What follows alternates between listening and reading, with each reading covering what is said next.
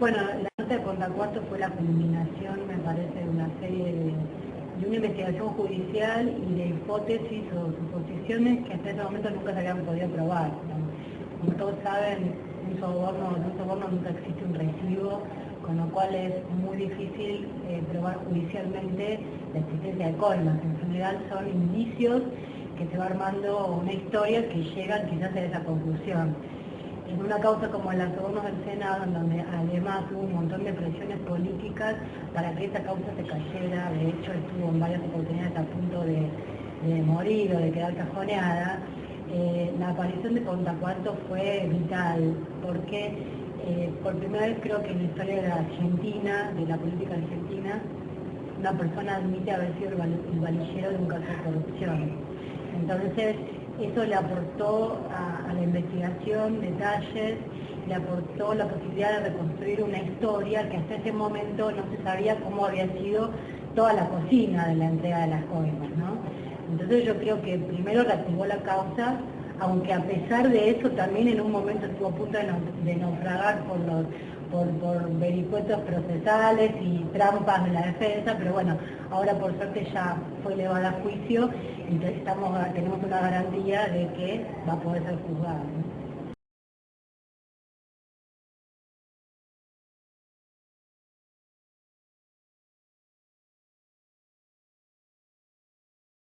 Yo empecé a cubrir las coimas del Senado de manera indirecta porque estaba acreditada en el Senado en el año 2000, o sea, 4 años antes de que apareciera finalmente Contacuarto. Y ahí también tuve, digamos, un paso importante para aportar a la causa, que fue la aparición de Cantarero, con un reportaje en off, que fue el primer senador que admitió que todo eso existía, porque hasta ese momento, digamos, había una gran cerrazón en el Senado de que todo era mentira, todo se manejaba a nivel versiones y rumores, ¿no? Bueno, cuando sale Cantarero diciendo que era cierto toda esta cuestión, eso produjo una gran conmoción, pero bueno, hubo una polémica porque la nota era un no, y bueno, una serie de cosas donde finalmente al día siguiente nosotros lo publicamos en no, y al día siguiente revelamos el nombre del senador, porque lo resumo, consideramos que el acuerdo de récord, digamos, bilateral, por decirlo de alguna manera, se había quebrantado cuando él decide desmentirme públicamente y decir villosamente. Entonces yo le decía, previo a la publicación del nombre, mire, yo no revelé su nombre y cumplí parte de mi acuerdo, usted lo está violando, porque si me desmiente me deja a mí mal parada, entonces usted no me desmiente y yo jamás diría quién fue. Bueno, nosotros consideramos con el diario que eso se había roto, resquebrajado, y bueno, entonces nos sentimos con el derecho de revelar el nombre de quien había dado esa entrevista. Eso provocó, por supuesto, un escándalo terrible, lo que pasa es que siempre quedó un poco circunscrito a la palabra de él contra la mía, porque él negaba haberlo dicho y yo aseguraba que lo había dicho. Obviamente después en la causa hubo un montón de cosas que corroboraron lo que yo estaba diciendo, pero siempre quedó como un poco en ese plano. Entonces fue un testimonio muy importante para la justicia, pero no fue determinante porque, bueno, estaba siempre como esa duda entre comillas. Cuando aparece Contacuarto, de alguna manera termina de cerrar toda esta historia.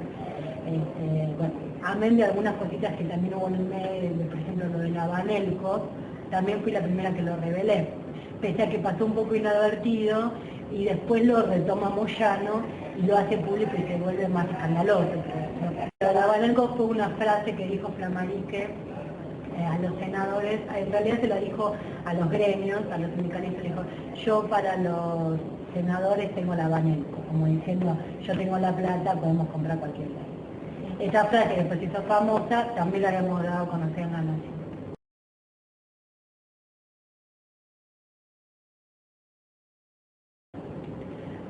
No, a tiempo completo, cuando salió esta posibilidad, o sea, a tiempo parcial mientras lo iba siguiendo yo, era algo por iniciativa propia. Nadie me dijo, seguilo a Contacuarto durante 2 años. Eso fue iniciativa propia, en los momentos libres lo hacía. Cuando salió la posibilidad, sí, a tiempo más que completo. Me quitaba el sueño, diría yo.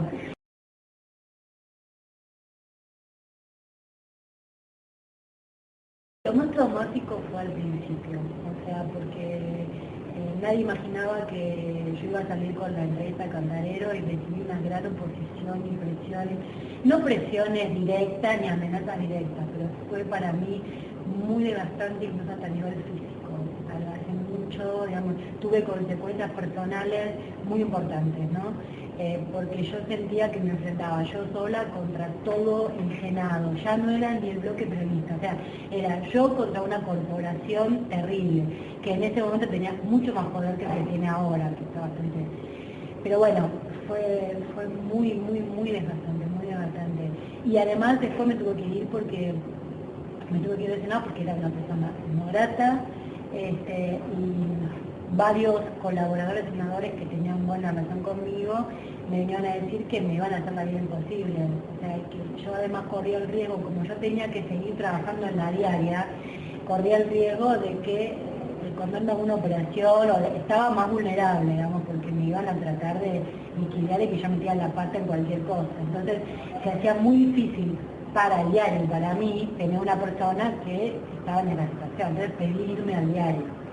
Así que ahí fue muy desgastante. Y además después también fue muy desgastante ver cómo la causa iba para adelante, después para atrás, los arreglos políticos que había. De hecho, por ejemplo, un detalle que lo voy a revelar que yo me enteré el otro día. Todavía no lo voy a decir con nombres, voy a decir con un solo nombre, pero me enteré que el día que iba a declarar un senador muy importante, el juez Liporachi, que era el que estaba a cargo de la causa, se reunió con ese senador en su casa. A ver si, o sea, una cosa increíble que vos decís, bueno, eso te muestra lo que era la connivencia y entre el Poder Judicial y el Poder Político, y cómo todos intentaban que esta causa muriera y que no se encontrara absolutamente nada más. Por eso yo creo que va a ser histórico, porque acá no se trató de un hecho de corrupción entre por ahí un funcionario de un empresario o un funcionario de una empresa, sino entre dos poderes completos. Entonces, eso es inédito, ¿viste? Así que eso fue lo más grande. Digamos, después estuvo toda la polémica con el tema del off the record, que eso fue más que nada una cuestión interna dentro del mundo periodístico, donde respeto opiniones, hay gente que dice que no lo hubiera hecho, yo sostengo que sí por determinadas razones, etc. Y después, cuando apareció Punta Cuarto, fue más relajado en el sentido que ya fue Punta Cuarto, entonces estaba más que nada la tensión por lo que le pudiera pasar a él y lo que nos generó con esta entrevista.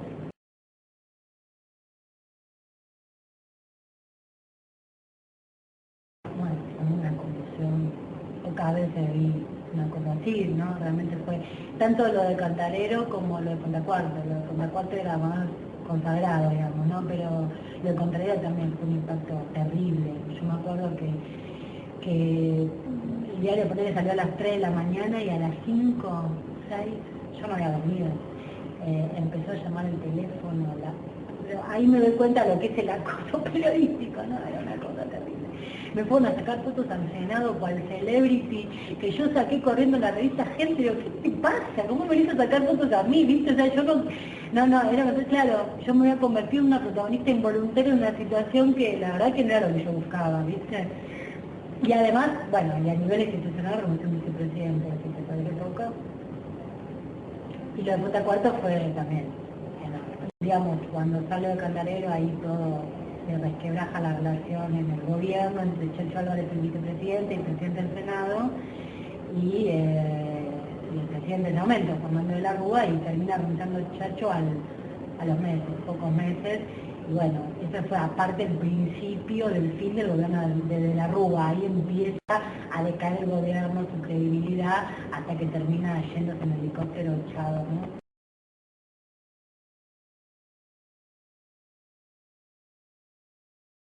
Varios, es que leí, no leí ninguno. No sé por qué tengo una cosa con los libros.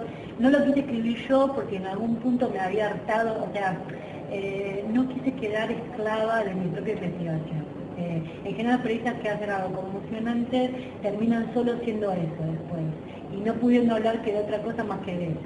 Y la verdad que en un punto, como también yo había tenido costos personales por eso, quise tratar de poder correrme y empezar a tocar otros temas también, y poder no quedar encasillada, ¿no? Entonces eso hizo como que no escribiera libros. Aparte, yo insisto, todavía hay mucho por revelar, y para escribir el libro que a mí me gustaría escribir necesitaría muchos más datos que en Punta Cuarto los aportó, porque en realidad él fue parte de solo una parte de la historia, muchas cosas que no se conocen. Espero que se puedan conocer a futuro. Él pedía básicamente seguridad para su familia porque él planteaba, si yo digo esto yo me la banco, pero mis hijos se van a ver envueltos en móviles, en la puerta de mi casa, van a leer los diarios y van a ver el padre corrupto que cuenta, o sea, no es fácil para sus hijos. Y además nosotros como revista también nos planteamos una responsabilidad y bueno, si este chico habla y el día de mañana un loco viene y le quiere pegar un tiro a uno de sus hijos o lo amenazan, ¿cómo nosotros enfrentamos esa situación? Porque de alguna manera uno también es parte de esa trama en ese momento, ¿no? Entonces hicimos varias consultas a organismos internacionales a través del estudio Workman José, que es el estudio Moreno Campo, que es el fiscal del mundo, ¿no? Hicimos varias consultas a la ACNUR, a varios organismos, y a ver si había posibilidades, como en la Argentina no hay ley del arrepentido, o sea, que un arrepentido que rompe las estructuras de un sistema mafioso siempre tiene una protección para él y su familia. Cambian de identidad, los mudan, digamos, le dan protección policial, una serie de cosas que acá no existía para casos de corrupción política. Porque los mismos senadores que cobraron coimas fueron los que lo borraron de la ley del arrepentido para el narcotráfico, borraron la cuestión política, o sea, lo quitaron. Entonces, ¿cómo incentivas a un tipo que se arrepienta? ¿Qué garantía le da para que lo pueda hacer y mantenga esa estructura? Bueno, entonces hicimos varias consultas al exterior a ver si en algún país se le podía dar asilo, o sea, podíamos... Y no dio resultado nada, entonces la revista decidió tomar por su cuenta el hecho de sacar a la familia del país por varios meses y darle esa protección que él pedía para hablar. Él no pidió nada para él, o sea, de hecho, después estuvo sin laburo un montón de tiempo muriéndose de hambre, o sea, no es que se le dio dinero para que hablara. Y eso, para que fuera bien transparente en nuestra investigación, se hizo ante un escribano público, digamos, constando que él no recibía dinero para hablar, sino que tenía otros fines.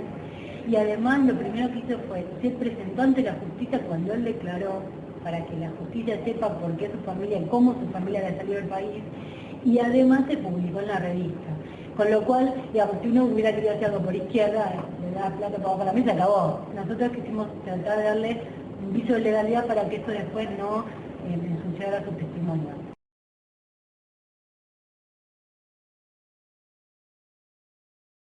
En realidad fueron pocas, porque fue una investigación más que nada basada en 2 entrevistas, ¿viste? O sea, esa fue mi principal fuente. En el medio hubo distintas notas, que bueno, eran fuentes parlamentarias, fuentes documentales básicamente provenían de organismos estatales, como pudiera haber sido la sindicatura, por ejemplo, ¿verdad? Porque no hay posibilidad uno de generar una investigación sobre el patrimonio de un senador, no está a nuestro alcance, digamos, ¿no? O sea que básicamente fueron, pero las 2 grandes fuentes medulares de esto fueron 2 reportajes, a Pontacorte o Cantarero, una en off y una no. O sea, ya cuando Pontacorte me dice, en una charla que tuvimos en la primera, me dice, de esta saga, dice, bueno, yo fui el que llevé la valija, que yo me dejé morir cuando lo escuché, él me dice, bueno, pero no sé qué hacer, y digo, bueno, mira, yo otro reportaje no admito, porque acá o sale alguien diciéndolo, porque esto es demasiado grave para que uno lo publique en un no, o sale alguien y se hace cargo, y lo admitió, entonces aceptó, quiero decir, hacerse cargo de esta situación.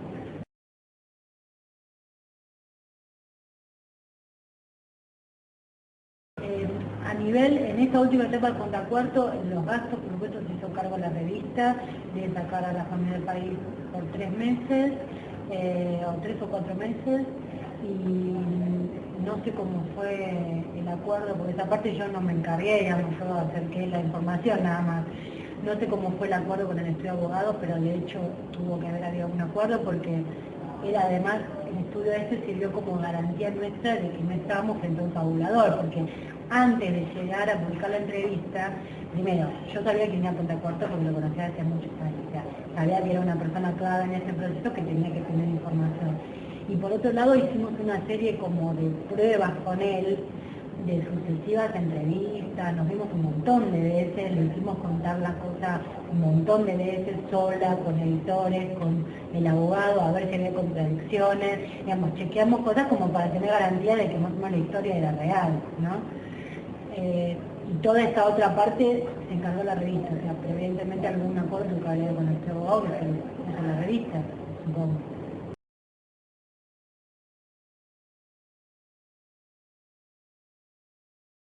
Sí, por supuesto. La hipótesis no la planteé yo, sino que la planteó la realidad, que primero fueron los rumores de fuentes que lo daban como un hecho que había ocurrido, pero contado también en reserva.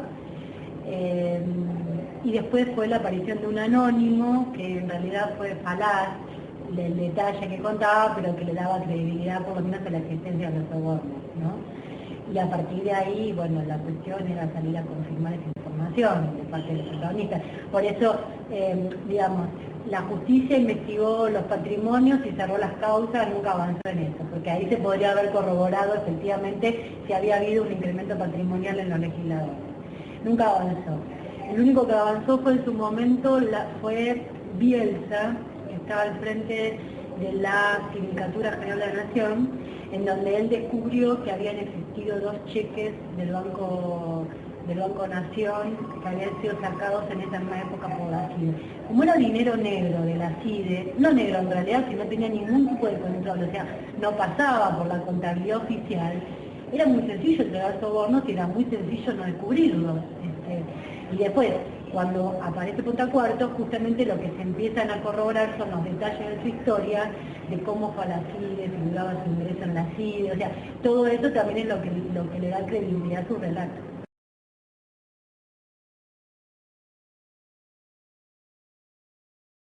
La metodología fue, de ser muy sincera, instintiva y de las entrañas. No hubo algo planificado, digamos, como decir, bueno, yo he cubierto toda la primera parte del escándalo con Cantarero como coronación de ese momento, y me había quedado siempre la duda de cómo había sido la trama.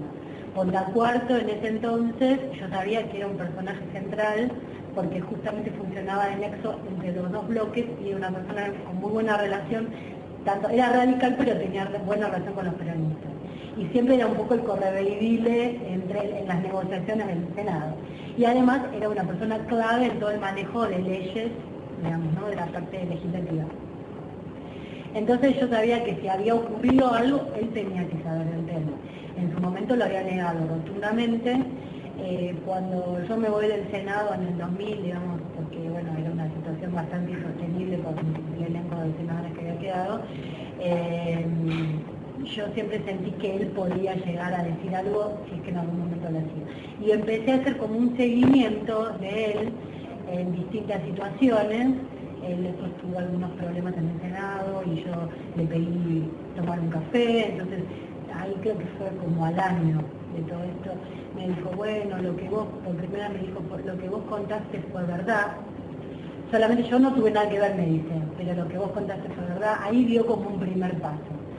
Yo ahí intenté que él lo reconociera ante la justicia y él me decía que no, que tenía miedo, que digamos que no era el momento, bueno, como se deteriora su relación en el Senado, le hacen una causa que él dice que es injusta, en su entorno lo fueron dejando solo, él era una persona que necesitaba permanentemente de dinero, digamos, y nadie le atendía el teléfono, le dejaron solo políticamente, se empezaron a dar una serie de conjunciones, entró en crisis su familia, porque esto fue una de las particularidades que yo encontré en este caso. Uno en general cuando habla de un corrupto, siempre piensa el corrupto, la plata, el Estado y punto. Y siempre hay una familia atrás, que a veces talla en la psicología del corrupto. Yo pensé que era un verso, pero no, es real que ocurre y que tiene cierta influencia. Y en su casa, en la familia Punta Cuarto, este tema, como su mujer lo había acompañado muy de cerca, incluso en el momento de esconder la valija de su casa, había participado, había visto en realidad, y le provocó muchos problemas familiares, ¿no? O sea, esto tira y afloje, y eso influyó a la hora de tomar la decisión de hablar. De hecho, un detalle, lo que incluimos las mujeres, cuando nosotros ya habíamos pautado la entrevista, el día de la entrevista que se iba a ser grabada con escribano público, o sea, para dar todas las garantías. Él no vino. Y nosotros, yo casi me muero, porque cuando yo lo llamo, me acuerdo que nos íbamos a encontrar en un bar, no vino, bueno, lo llamo, me dice, mira, anoche no durmió nadie en mi casa, mi mujer está muy asustada, tiene mucho miedo sobre mi futuro si yo digo esto. Claro, hacer una revelación así que es parte de un proceso mafioso, diría yo, y patear el tablero de esta manera, que es romper código, no es fácil, o sea, también te deja muy aislado después, ¿no? Por eso él pedía una serie de garantías para su familia también, lo cual no nos pareció descabellado en ese momento. Bueno, y entonces él dijo que no fue, que no venía, porque en ese momento nosotros nos ofrecimos a ir a verlo. Y ahí vi toda esta realidad familiar, porque hablé con la mujer, ella me expresó sus temores, sus miedos, me contó lo que había generado este tema en su familia durante esos años, el quiebre que había producido, y ella es la que le termina dando el espaldarazo final para que